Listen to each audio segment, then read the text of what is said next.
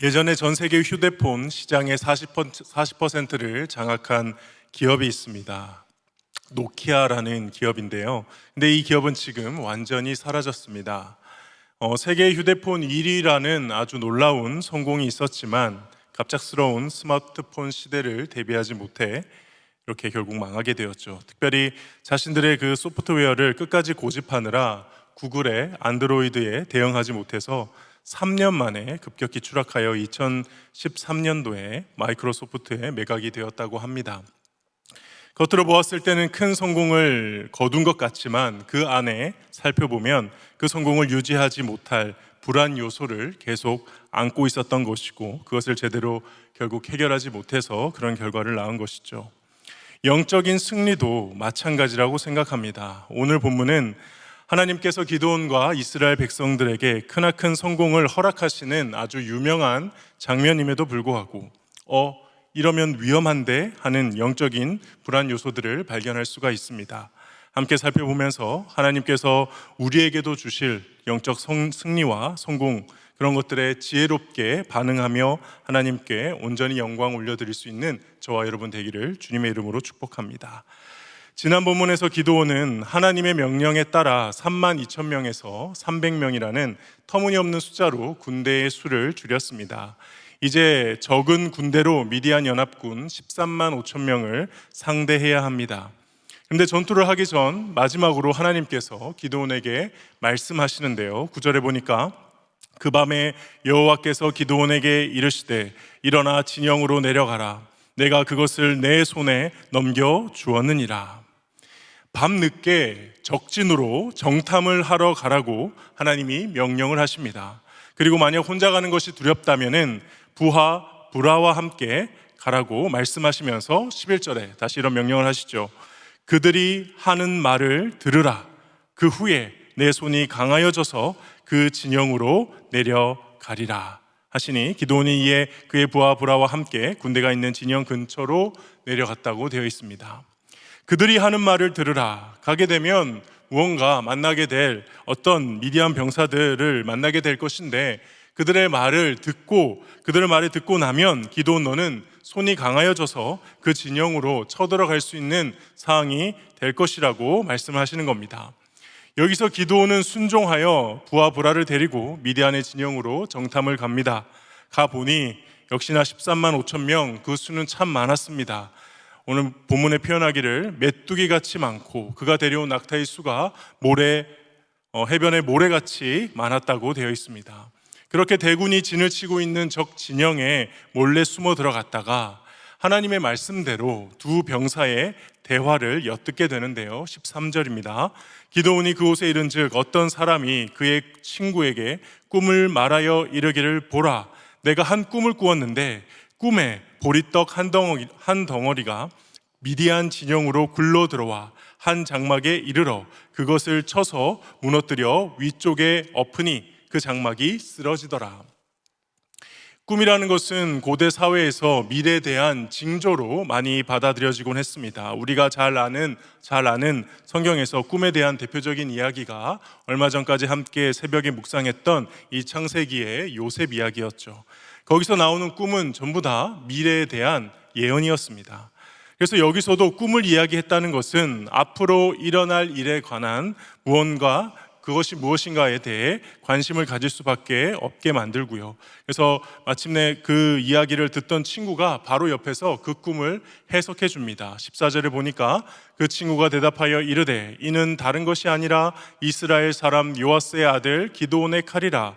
하나님이 미디안과 그 모든 진영을 그의 손에 넘겨 주셨느니라 하더라.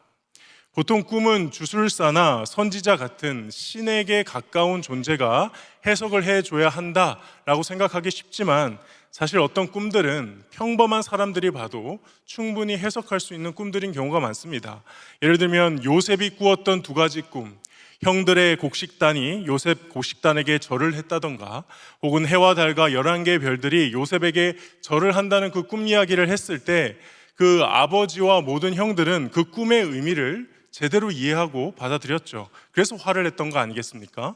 그러니까 오늘 본문에서도 이 친구가 그 꿈을 듣자마자 바로 해석을 해버립니다. 그때의 상식으로 보리떡이라고 하면 아마도 농부나 농사를 떠올렸으니까, 또 그리고 장막이다 하면 유목민을 떠올리니까 하나님께서 이 농부인 기드온에게 유목민인 미디안을 넘겨주셨다, 이렇게 그렇게 기드온이 유목민인 미디안을 이기는, 그래서 싸워서 승리하게 되는 것을 말하는, 미디안 입장에서 보면 자신들의 패배죠. 그것을 해석한 것이죠. 이 해석에서 알 수 있는 놀라운 점은 비록 이스라엘 백성들보다 훨씬 더 많은 수로 모인 미디안 연합군이지만 그들의 마음 상태에서 보면 이 전쟁에 대한 자신감이 없어 보인다는 것입니다. 반대로 그 이야기를 엿들은 기드온은 드디어 이번 전쟁에 대한 자신감을 비로소 가지게 되죠. 그래서 15절에 이렇게 말씀합니다. 기드온이 그 꿈과 해몽하는 말을 듣고 경배하며 이스라엘 진영으로 돌아와 이르되 일어나라, 여호와께서 미디안과 그 모든 진영을 너희 손에 넘겨주셨느니라 하고, 그동안 그렇게 하나님께서 말씀하시고 징조를 보여주시고 해도 믿지 못하고 두려워 떨던 이 기드온이 이제야 비로소 하나님의 명령에 따라 전쟁을 수행할 수 있는 믿음과 용기가 생긴 것입니다. 그래서 얼른 전투 준비를 하죠. 그러나 이 300명을 데리고 칼과 방패로 저 13만 5천 명을 싸워 이길 수는 없습니다. 그래서 이 기드온이 세운 전략은 이 적들을 기습하여 놀릭해서 도망하게 하는 전략을 쓰는데요. 16절에 보니까 300명을 세대로 나누어 각 손에 나팔과 빈 항아리를 들고 항아리 안에는 횃불을 감추게 하고라고 되어 있습니다. 나팔은 분명 무기가 아니죠. 그리고 빈 항아리에 감추어진 이 횃불도 역시 무기가 아닙니다. 갑작스럽게 소리를 내고 갑작스럽게 빛을 보여주며 미디안 군인들을 놀래켜 쫓아내려고 하는 그런 전략을 짠 것입니다. 왜냐하면 상식적으로 보통 군인들은 손에 무기를 들고 있고 아주 적은 인원이 서로 간에 신호를 주기 위해서 나팔을 들고 있고 또 소수의 인원이 길을 비추거나 주변을 밝히기 위해 횃불을 들고 있기 때문입니다. 그래서 이 300명 전체가 잘 보이지 않는 야밤에 갑작스럽게 나팔을 불고 갑작스럽게 횃불을 밝히는 순간 이 미디안 군인들이 생각하기에는 어디서 많은 수의 이스라엘 군대가 갑자기 나타나 쳐들어왔다고 착각하게 만드는 것이죠. 바로 그런 속임수로 미디안을 쫓아내려고 기드온은 생각을 했던 것입니다. 그래서 300명의 병사들이 기드온을 따라 미디안 진영 가까이에 조심스럽게 이르러 다음과 같이 행하며 전쟁이 시작되는데요. 그게 바로 18절입니다. 나와 나를 따르는 자가 다 나팔을 불거든 너희도 모든 진영 주위에서 나팔을 불며 이르기를 여호와를 위하라, 기드온을 위하라 하라 하니라. 이후의 말씀을 우리가 잘 알다시피 미디안 군인들이 서로가 서로를 죽이며 결국은 하나님께서 큰 승리를 이스라엘 백성들에게 안겨주심으로 본문이 마무리가 됩니다. 오늘 본문을 통해서 우리는 어떤 말씀의 교훈을 얻을 수 있을까요? 우리가 계속 살펴보고 있듯이 이 기드온이라는 사사는 보통 생각하듯이 300명의 용사들과 함께 용감히 싸워 믿음으로 이긴 긍정적인 모습만 있는 것이 아니라는 것입니다. 그리고 그 내면에는 하나님을 향한 끝없는 불신앙적인 모습, 그런 마음도 혼재되어서 계속 나타나고 있음을 우리는 발견해 오고 있었는데요. 오늘 본문에서는 비록 이 승리가 하나님이 주신 매우 특별한 승리, 큰 승리임에도 불구하고 크게 두 가지 불안 요소가 있다는 점을 우리는 묵상해 봐야 할 것 같습니다. 첫 번째 불안 요소는 기드온이 결과적으로 하나님의 말씀이 아니라 사람의 말에 의해 믿음을 가지게 되었다는 것입니다. 15절 말씀을 다시 한번 보면 기드온이 그 꿈과 해몽하는 말을 듣고 그리고 나서 여호와께서 미디안과 그 모든 진영을 너희 손에 이스라엘 손에 넘겨주셨느니라 하고라고 말하고 있습니다. 물론 기드온은 지금 이 사항조차도 하나님의 명령에, 오늘 설교 제목을 따라 그들이 하는 말을 들으라 라는 그 명령에 순종해서 깨닫게 된 것이긴 하지만 지금 기드온이 들은 메시지는 새로운 메시지가 아니었습니다. 이미 하나님께서 기드온에게 주신 말씀과 조금도 다르지가 않아요. 사사기 6장 16절 말씀 보시면 여호와께서 그에게 이르시되 내가 반드시 너와 함께 하리니 내가 미디안 사람 치기를 한 사람을 치듯이 치듯 하리라 하시니라. 이전에 하나님께서 천사를 보내주시고 재물을 태우시는 기적을 베푸시고 양털이 말랐다가 젖는 기적도 보여주시면서 약속하셨던 그 말씀이 바로 이 말씀입니다. 근데 그럼에도 불구하고 기드온은 이 직전까지 어떤 상태였느냐? 10절에 보니까 하나님께서 말씀하십니다. 만일 내가 내려가기를 두려워하거든. 여전히 마음은 두려운 것입니다. 확신이 없는 것입니다. 하나님께서 그것을 아시고 이런 명령을 하신 것이죠. 그래서 몰래 적진에 숨어 들어가 우연히 발견한 두 병사의 대화를 듣고 한 병사가 꾸었던 꿈과 그 꿈에 대한 또 다른 병사의 해석을 듣고 나서야 비로소 똑같은 하나님의 말씀에 대한 확신을 그제서야 가지고 미디안으로 쳐들어갈 결심을 한 것입니다. 1차적으로 보면 하나님의 관점에서 그렇게까지 해서 기드온이 믿음을 가질 수 있도록 하나님이 인내하시고 배려하시고 인도하신 장면이지만, 또 다른 관점에서 보면 그동안 보여줬던 하나님의 말씀과 하나님의 기적보다도 이 병사들의 말이, 그들의 모습이 훨씬 더 이 기드온으로 하여금 믿음을 가지는데 확신을 주었다는 것입니다. 정리하자면 하나님의 말씀보다 사람의 말이 기드온에게 믿음을 준 것이고요, 하나님의 말씀보다 눈앞에 적들이 두려워하는 그 모습이 기드온에게 용기가 된 것입니다. 제가 예전에 중등부를 섬길 때 일인데요, 저는 개인적으로 교리를 참 중요하게 생각해서 복음을 전할 때, 복음을 가르칠 때 교리적으로 설명하는 것을 참 좋아합니다. 그래서 창조, 타락, 구속, 영생, 이 네 가지 키워드로 항상 처음 보는 사람이든 또 양육을 맡은 사람이든 항상 그들에게 그런 식으로 복음을 즐겨 가르쳤는데요, 그때 중등부 학생들에게도 그렇게 많이 가르쳤습니다. 그런데 어느 날 교회에 전도 집회가 생겼고 아주 유명한 연예인이 왔습니다. 보통 전도 집회를 하게 되면 그 연예인이 와서 간증 위주로 하는데, 그 연예인은 복음을 교리적으로 앞에 화이트보드를 펼쳐놓고 설명을 하는데, 제가 즐겨하는 창조, 타락, 구속, 영생 이런 걸 적어가면서 설명을 하는 거예요. 저랑 되게 비슷한 스타일로 강의를 하고 제가 하고 싶은 말들을 그 강사분이 해줘서 저는 정말 은혜가 되고 반갑고 너무 좋았습니다. 근데 그걸 함께 듣고 있던 중등부 제자가 저에게 와서는 자기도 그 집회의 은혜를 정말 많이 받았다면서 이렇게 말하는 거예요. 목사님, 여태껏 저는 우리 교회에서 들어보지 못한 살아있는 복음의 말씀을 들었어요. 이러는 거예요. 제 기분이 순간 묘했습니다. 나도 저렇게 복음을 전했는데 왜 내가 전할 때는 은혜를 못 받고 저렇게 잘생기고 예쁘장하게 생긴 연예인이 와서 하면은 은혜를 받을까? 살짝 긁히기도 하고 질투도 좀 나고 별로 기분이 안 좋다가도 그래, 이렇게라도 복음을 듣고 깨달았으니 그럼 됐다 이 녀석아 하고 넘어갔죠. 기드온도 어떻게 보면 그런 것이 아닐까 생각합니다. 하나님께서는 이미 말씀하셨습니다. 두려워하지 말라고, 미디안을 물리치게 해주실 거라고. 근데 그냥 말씀하신 게 아니라 재물을 태워주시고 바알 숭배자들로부터 죽임 당할 뻔한 상황도 구해주시고 양털을 마르게도 적게도 확인시켜 주시면서 하나님 입장에서는 더 할 수 없을 만큼 완벽하게 말씀해 주셨죠. 그런데 정작 기드온은 언제 은혜 받고 언제 용기를 가졌느냐?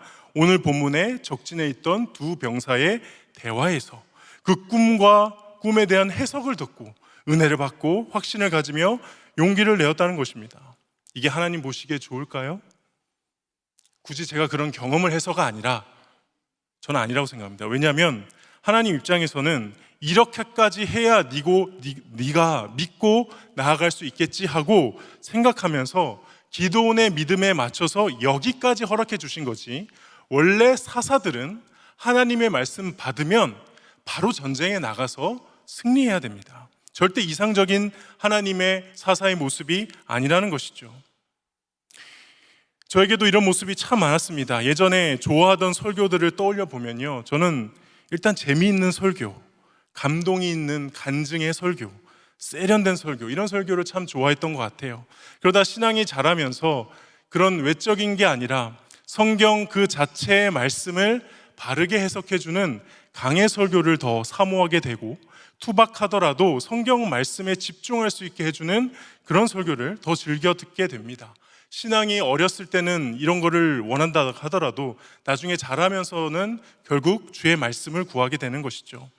우리가 확신을 가져야 할 분명한 대상, 사모해야 할 대상은 하나님 그 말씀 자체인 줄 믿습니다.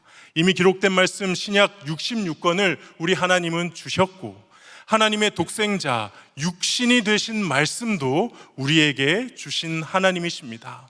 그리고 지금도 저와 여러분에게 그 말씀으로 매일같이 조명하시고 당신의 뜻을 분명하게 알려주시는 우리 하나님이신 줄 믿습니다. 그 말씀의 하나님을 참되게 믿고 신뢰하는 저와 여러분이 될 수 있기를 주님의 이름으로 축복합니다. 두 번째, 이번 승리에 숨어 있는 두 번째 불안 요소는요, 기드온이 하나님께서 승리를 확신하게 하시는 순간 결국 마지막에 자신의 욕망을 드러냈다는 것입니다. 18절 말씀 다 함께 읽도록 하겠습니다. 18절 말씀입니다. 시작. 나와 나를 따르는 자가 다 나팔을 불거든 너희도 모든 진영 주위에서 나팔을 불며 이르기를 여호와를 위하라 기드온을 위하라 하라 하니라. 여호와를 위하라는 당연히 외쳐야 될 말이죠. 근데 거기에 왜 기드온을 위하라도 붙였을까요? 물론 하나님께서 기드온에게 말씀하시기를 너의 힘으로, 기드온 너의 힘으로 이스라엘을 미디안 손에서 구원하라라고 하셨기 때문에 어떻게 보면 이 정도 표현은 할 수 있는 거 아니겠습니까? 라고 이런 거 가지고 목사님 호들갑 떠세요 라고 하실지도 모르겠어요. 그런데 결코 그렇지 않습니다. 일단 이런 식의 외침, 앞에 신의 이름을 외치고 그 다음에 사람의 이름을 외치는 경우는 이방 민족들이 전쟁을 할 때 그 민족의 신의 이름을 앞에 외치고 그 다음에 그 민족의 왕의 이름을 외칩니다. 그러니까 성경에서 전쟁을 할 때 하나님의 백성인 이스라엘 백성들은 이런 거 외치면서 전쟁하지 않았어요. 보통 하나님이 전쟁의 주인이심을, 하나님이 적군을 우리에게 넘기셨음을 선지자나 하나님의 말씀을 대언하는 자가 선포해주면 그때 구체적인 구호는 없이 함성을 지르며 나아가는 장면은 나오지만 이렇게 하나님과 대등하게 사람의 이름을 외치는 경우는 없다는 것입니다. 근데 지금 이 기드온은 하나님이 미디안을 우리에게 넘겨주셨다 이 말까지는 참 좋은데 돌격할 때 여호와를 위하라 기드온을 위하라, 구체적으로 이 문구를 정해서 나를 따라서 이렇게 외치라라고 얘기하죠. 여기는 세 가지 중요한 문제가 있습니다. 첫 번째는 기드온의 믿음이 이렇게 외치게 되면 이방인의 믿음과 다를 바가 없다는 것이 문제입니다.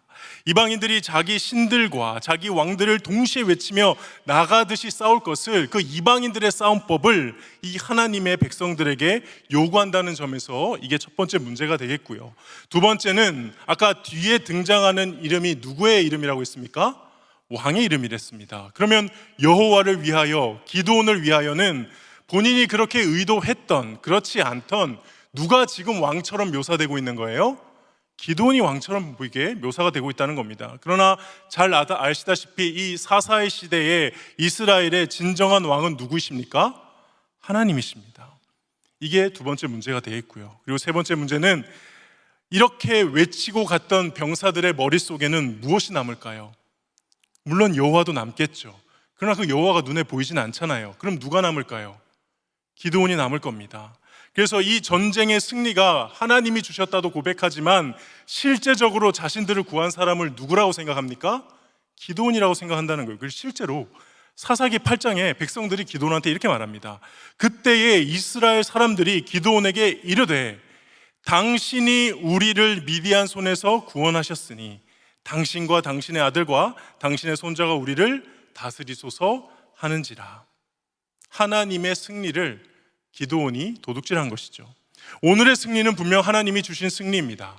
고작 300명으로 13만 5천 명을 물리친, 이거 과거로 치자면은 홍해를 가르고 여리고성을 점령했을 때만큼이나 놀라운 기적의 승리를 하나님이 주셨습니다. 근데 그 놀라운 승리, 영적인 승리 끝에 기드온은 무엇을 외치게 합니까? 여호와를 위하여, 기드온을 위하여. 하나님이 주신 승리가 확정되자 결정적인 순간에 어찌 보면 본색을 드러내고 이 승리에 대한 자신의 권리를 주장하는 모습, 하나님께서 맡겨주신 사역을 영광스럽게 이루고도 그 마지막 순간에 하나님만이 취해야 될 그 모든 영광을 교묘하게 부분적으로 가로채서 자신의 이름을 높이고 그것을 챙기는 이 어리석은 모습을 기드온이 보여주는 것입니다. 예전에 교육부서에서 수련회를 할 때 일인데요, 항상 수련회를 하면 시작 전에 느낌이 안 좋아요. 애들이 다 학원 간다 하고 못 오겠다고 하고, 안 되는데, 작년보다 적게 오면 안 되는데, 그래서 막 기도를 합니다. 하나님 제발 아이들 수련회 많이 오게 해주세요. 와서 은혜 받게 해주세요. 그래서 정말 간절히 기도하고 여기저기 뛰어다니며 막 사역한다 기도하고 막 사람들 오게 한 다음에 해서 결국 하나님의 은혜로 하나님이 불쌍히 여겨주셔서 작년보다 좀 더 많이 오거나 그만큼 왔어요. 그리고 수련회도 잘 마쳤습니다. 그러고 나면은 수련회 끝나고 나서 보고서에 이렇게 씁니다. 저희가 이번에 이런 전략을 잘 세워서 이런 전략 때문에 작년보다 더 많은 부흥을 했습니다. 하나님을 의지하는 것 같으면서도 결정적인 순간에 별거 아닌 자기의 의를 내세우려는, 그냥 마지막 순간까지 참지 못하고 하나님의 영광을 조금이라도 나눠 가지려 하는 그 영적인 교만이 돌이켜보니 저희 많은 사역에도 있었다는 것을 깨닫게 되고 지금 생각하면 참 부끄러운 것 같습니다. 말씀을 정리하겠습니다. 오늘 기드온은 하나님의 음성을 들었습니다. 그런데 그게 기드온의 인생에 들린 마지막 하나님의 음성입니다. 오늘 기드온은 아주 놀라운 체험을 한 다음에 하나님께 경배합니다. 예배한 것이죠. 근데 이 역시 사사기에 등장하는 기드온의 마지막 예배입니다. 기드온은 이번 전쟁에서 분명 홍해를 가르신 사건처럼, 여리고 성을 무너뜨리신 그 사건처럼 하나님이 허락하신 놀라운 승리를 경험하였음에도 그는 이 승리 이후에 하나님을 완전히 잃어버립니다. 계속된 전쟁의 승리는 있을지언정 하나님의 음성은 듣지 못하고 예배하지 못하고 나중에는 이스라엘 백성들이 우상으로 섬기게 될 에봇이나 만들게 되죠. 저와 여러분은 이 기드온의 모습에서 분명한 교훈을 얻을 수 있기를 바랍니다.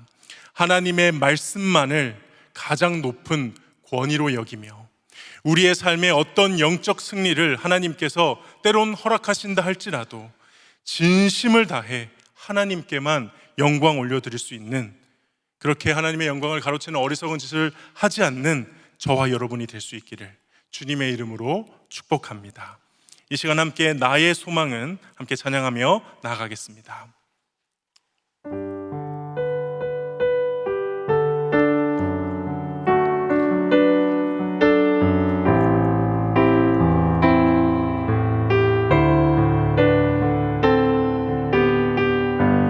나의 소망은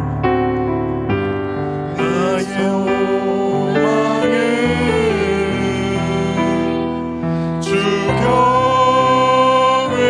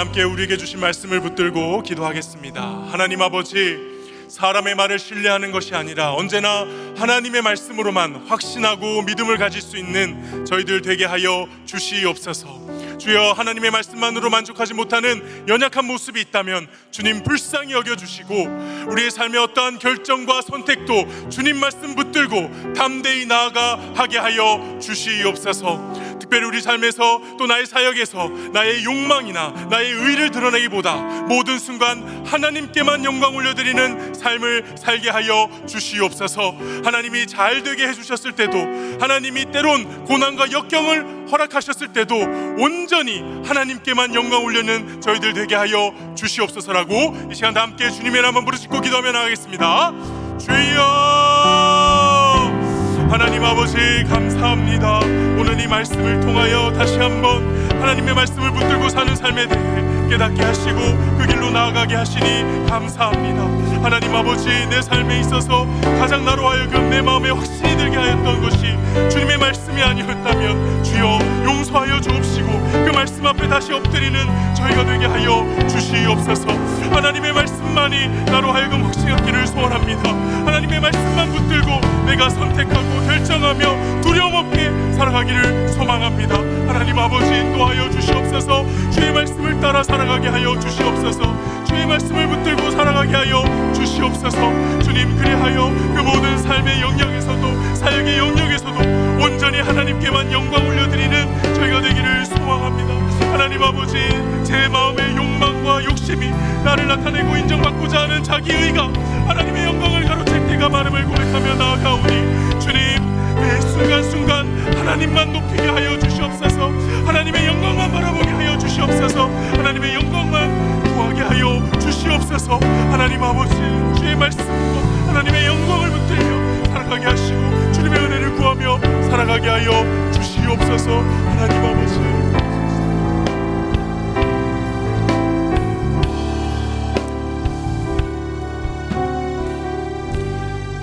사랑과 은혜가 많으신 하나님 아버지, 오늘 말씀을 통해 하나님의 말씀만이 우리의 참된 권위이며 능력임을 깨닫게 해주시니 감사합니다. 또한 우리 안에 자기를 높이고자 하는 그 욕망 또한 다시 돌아보게 해주시니 감사합니다. 주여, 사람의 말보다 주의 음성에 더욱 귀를 기울이는 저희가 되게 하여 주시옵소서. 주님께서 주시는 승리의 순간에도 교만하지 않게 하시고 겸손히 온전히 하나님께 영광 올려드릴 수 있는 참된 주의 백성들 되게 하여 주시옵소서. 그리하여 주님, 힘들고 어려울 때도 또 잘 될 때도 언제나 간절히 하나님을 찾게 하시고 하나님을 예배하게 하시고 더욱 주를 경배하는 저희들 되게 하여 주시옵소서. 예수 그리스도의 이름으로 기도드리옵나이다. 아멘. 이 시간 계속해서 기도하며 나아가겠습니다. 그리스도의 몸 된 우리 교회를 위해서 기도하겠습니다. 하나님 아버지, 우리 신부산 교회가 예수의 제자 되어 세상에 소망을 주는 행복한 공동체 되게 하여 주시옵소서. 이를 위하여 5대 사역 목표와 6대 비전을 품고 주님 앞에 나아가오니 주여, 우리 교회를 사용하셔서 이 땅 가운데 하나님의 나라를 이루어 주시옵소서. 특별히 10월 26일 새생명 축제의 아주 행복한 만남을 은혜롭게 잘 마무리게 하시니 감사합니다. 이번 주 토요일 어린이 전도 다주리까지 주님께서 함께하여 주시고 정말 사랑하는 가족들, 사랑하는 지인들, 사랑하는 자녀들, 그 영혼들의 구원을 위해 기도하고 있는 주의 백성들의 기도를 긍휼히 여겨주시고 응답하여 주시옵소서. 건강상 어려움으로 힘들어하는 지체들이 있습니다. 주님, 위로하시고 회복시켜 주시며 하나님의 절대 주권으로 우리 성도들을 지켜주셔서 어떠한 상황에서도 용기와 믿음을 잃지 않고 주의 말씀을 바라보며 소망의 기쁨 넘치게 하여 주시옵소서라고 시간 다 함께 우리 사랑하는 몸된 교회 신부산 교회를 위해서 주님의 이름 한번 더 부르짖고 기도하며 나가겠습니다. 주여, 하나님 아버지 감사합니다. 정말 주님이 사랑하시는 이 신부